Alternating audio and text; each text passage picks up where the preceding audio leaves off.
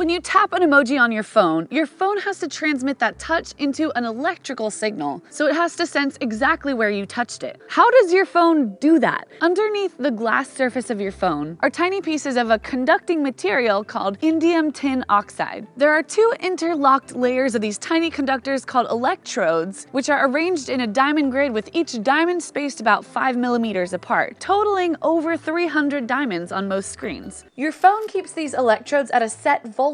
The phone has deposited a fixed number of electrons on one and taken some number of electrons away from the other, leaving one positively charged and one negatively charged electrode. Now, when your finger touches the screen, you disrupt that equilibrium because your finger has charges too, usually equal numbers of positive and negative charges, unless you're getting out of a car on a dry day or you're currently being hit by lightning. The electrons in your finger are attracted to the positive electrode, causing them to pile up on one side of your finger. That charge imbalance causes the phone to deposit more electrons, changing the charge distribution on each electrode. Each pair of electrodes then has a meter that keeps track of how many charges are on the two electrodes on that particular spot on the phone. So when you begin to text, the number on this meter decreases. Well, actually, this number goes down when you touch your screen with any material, but engineers have designed your phone to be sensitive to materials that are at least as disruptive as your finger. So your stylus has to have at least two criteria. Has to be at least as conductive as your finger and have sufficiently big surface area, which is why you can text with the back of a metal spoon or play Pokemon Go with a hot dog.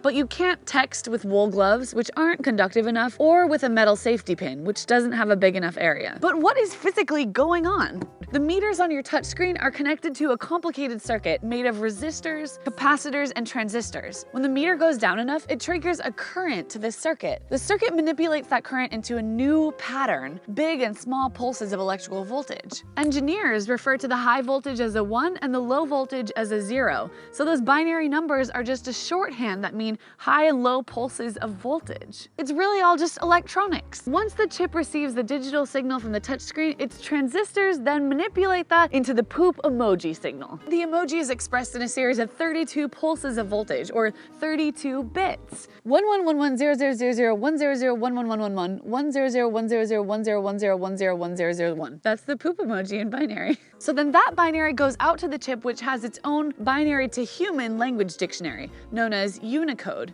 Unicode assigns a unique combo of bits to each character. This is all possible because of physics. Your phone is changing its battery's stored chemical energy into perfectly organized light energy.